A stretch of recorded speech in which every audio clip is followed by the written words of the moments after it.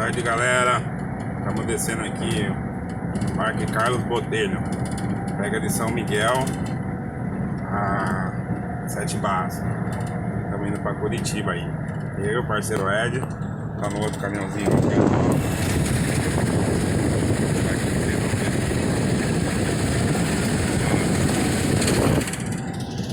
E é isso aí. Muito da hora. Vou mostrar um pouquinho do parque aí pra vocês aí.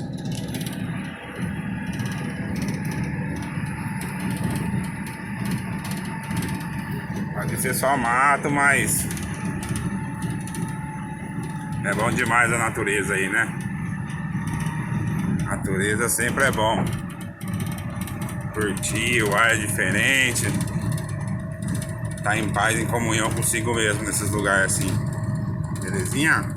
Fica com Deus aí, um abraço.